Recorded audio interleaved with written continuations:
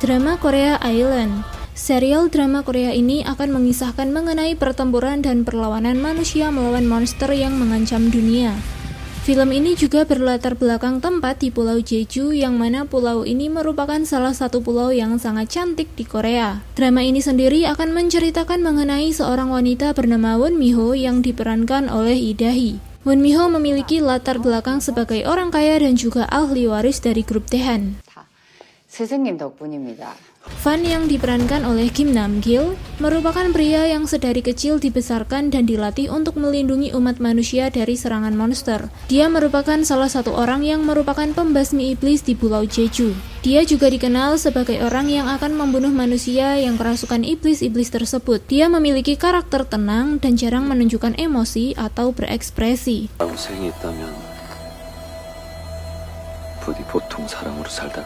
Ada juga karakter Yohan yang diperankan oleh Cha Eun-woo. Dia merupakan sosok pria muda yang terkenal sebagai pembasmi iblis ternama di dunia. Yohan juga memiliki latar belakang sebagai pelayan Tuhan atau pendeta serta pembasmi iblis termuda. 제가 K-팝이랑 K-드라마 엄청 좋아하거든요. Ada satu lagi karakter yang sangat penting dalam drama ini. Dia adalah Guntang yang diperankan oleh Sung Joon. Dia digambarkan sebagai karakter pria dengan rambut berwarna putih. Mari kita bahas episode pertamanya bersama kami hanya di Kafren.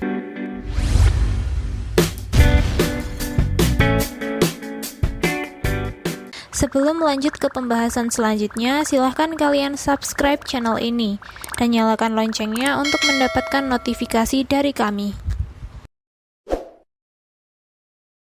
Di episode pertama, ditampilkan sepasang pengantin yang akan melakukan foto pernikahan di Batu Dolharubang. Mereka masuk ke dalam hutan agar bisa sampai di tempat itu. Sepasang kekasih itu terlihat menyukainya dan mereka menyentuh batu itu. Lalu wanita itu merasa ada energi yang aneh dari batu itu, tapi mereka tetap melakukan pemotretannya.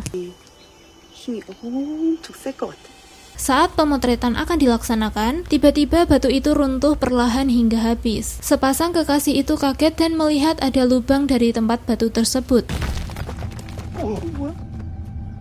Mereka melihat ke dalam dan tak lama kemudian datang sesuatu yang aneh dan mulut mereka mengeluarkan makhluk yang aneh. Fotografer baru menyadari ketidakberadaan mereka dari kameranya dan berusaha mencari mereka. Lalu ia melihat ada binatang melata yang menghampirinya dan langsung menginjaknya. Setelah kejadian itu, laki-laki pengantin itu datang menghampirinya dengan penampilan seperti monster.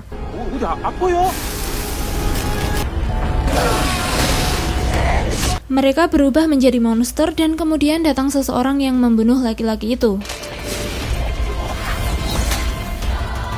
Lalu ditampilkan seorang pendeta dan menyadari sesuatu telah terjadi dan menyuruh anak buahnya untuk memanggil Giovanni, yang ternyata ia sedang menangani seseorang yang kerasukan iblis. Pendeta memberitahu Giovanni tentang perempuan yang ada di gambar dan menceritakan sejarahnya. Dan akhirnya Giovanni diutus untuk pergi ke sana dan membantu wanita itu untuk menyelamatkan dunia dari krisis. Giovanni, va. Won Mi-ho sedang melakukan wawancara di depan wartawan dan berhasil menyelesaikannya. Kemudian malam harinya, ia makan bersama kepala pelayan Jang dan juga sekretarisnya. Tak lama kemudian, bibinya datang menghampirinya dan mereka bertengkar di sana. Seusai pertengkaran itu, bibinya pergi dan mengatakan bahwa Mi-ho akan segera melakukan satu kesalahan. 원태한 회장의 유일한 외동딸이고 유일한 후계자예요. 너 한 번만 삐끗해봐. Won Mi-ho pulang bersama sekretarisnya dan saat di perjalanan pulang mereka menabrak sebuah mobil. Pemilik mobil itu menyuruh sekretarisnya untuk meminta maaf hingga membungkuk. Won Mi-ho yang tidak tahan melihat hal itu akhirnya membanting pemilik mobil itu dan hal itu direkam oleh temannya.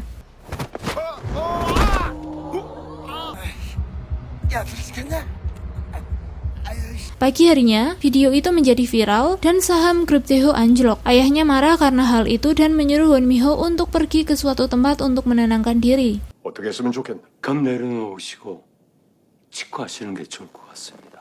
그냥 나갔다 와. Won Mi-ho marah dengan situasinya dan langsung meninggalkan ruangan ayahnya. 제가 만회할게요. 그럼 되잖아요. Kepala pelayan Jang menyarankan Won Mi-ho untuk mengajar di sekolah, yang akhirnya Won Mi-ho merasa hal itu adalah yang terbaik dan memutuskan untuk mengajar di sekolah SMA Tamra. 저 그러면 탐나고등학교로 부탁드려요.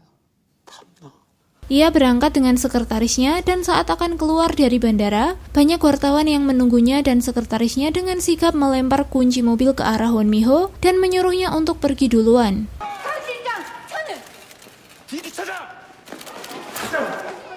Won Mi-ho lari menuju tempat parkir. Saat ia akan masuk ke tempat parkir, ia merasa seperti menabrak dinding yang tak kasat mata. Dan di sisi lain, seorang nenek menyadari kejadian itu. Won Mi-ho mencari mobilnya dan tak sengaja ia melihat ada seorang wanita yang menggunakan baju pengantin dan terlihat seperti monster. Won Mi-ho langsung berlari dan iblis itu mengejarnya. Ia sempat masuk ke sebuah mobil box dan iblis itu berusaha menghancurkan mobilnya.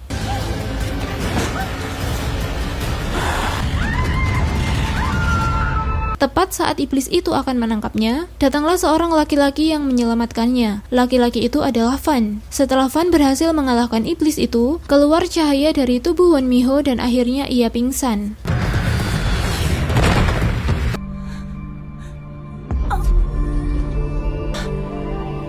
Ia dibawa pulang ke rumah dan langsung mencari keberadaan pria berjas hitam yang menyelamatkannya. Tapi tidak ada yang memahami perkataannya. 거기 검은 양복 입고 이렇게 검은 양복 못 봤냐고. Pagi harinya, Kim Baek-ju menemui Fan dan mengatakan apa yang dirasakannya semalam dan memastikan bahwa anak itu telah kembali. Fan terlihat tidak yakin dengan kehadirannya dan menyadari bahwa Won Mi-ho menjadi incaran iblis nafsu. 하긴 그러니까 니놈이 알아봤겠지.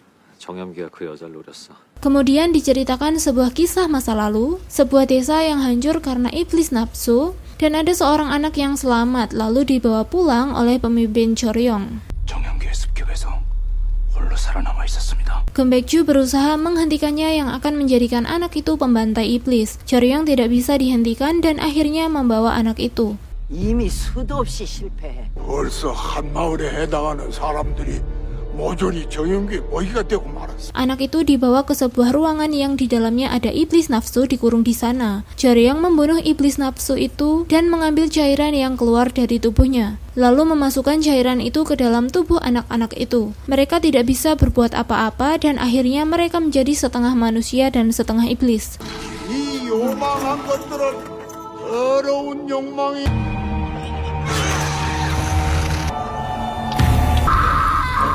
Setelah kejadian itu, mereka dijadikan pembantai iblis dan diberi nama Fan dan juga Gongtan. 반은 사람이나 반은 요괴. 넌 반이라고 부르고 그리고 넌 궁탄이라고 부르고. Mereka dilatih sangat keras hingga terluka dan lemas. Won-young menyaksikan penderitaan mereka. 사람의 마음을 비워라. Dilanjutkan di masa sekarang, Won Mi-ho menyapa kepala sekolah Tamra dan juga para guru yang lain. Saat perkenalan itu, seorang guru menyarankan Won Mi-ho untuk menjadi guru pembimbing dan ia menerima saran itu. 그러면 선생님들 만나보러 갈까요? 김 선생님 퇴직하시고 상담교사 자리가 계속 공석인데. 뭔지 모르겠지만 제가 할게요. 상담 선생님. Ia masuk ke ruangan dan ruangan itu sangat kotor. Seorang guru datang dan menemuinya dan ternyata ia adalah teman Won Mi-ho. 죄송합니다. 알면 됐다.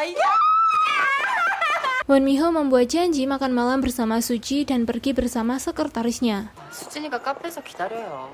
오랜만에 만났는데 저녁만 먹고. Di tengah perjalanan, ia melihat berita di internet kalau bibinya telah menjadi ketua yayasan dan ia langsung menghubungi ayahnya. 뭐예요? 약탈이지. 원미호, Tak lama kemudian, ia mendapat info dari sekretarisnya tentang hasil penyelidikan pria yang mengganggunya kemarin. Ia keluar dari mobil dan memarahi sekretaris Kang. Ia begitu kecewa karena sekretaris Kang mengkhianatinya. Ia langsung memecat sekretaris Kang dan pergi dari sana. Ia juga memberikan mobilnya untuk sekretaris Kang dan meninggalkannya.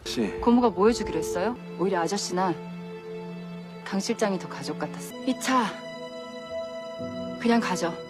Setelah Won Mi-ho pergi, iblis nafsu mendatangi sekretarisnya dan merasukinya. Sementara itu, Won Mi-ho berusaha menghubungi pamannya untuk menjemputnya, tapi tiba-tiba sinyal di ponselnya menghilang, dan ia tidak bisa menghubungi pamannya. 나 있는 대로 차 좀 보내줘요.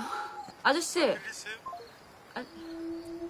Ia dikagetkan dengan kedatangan sekretaris Kang dan saat melihat wajahnya, sekretaris Kang berubah menjadi iblis nafsu dan menyerang Won Mi-ho. Won Mi-ho berusaha lari tapi akhirnya ia tertangkap oleh iblis itu dan akhirnya Fan datang.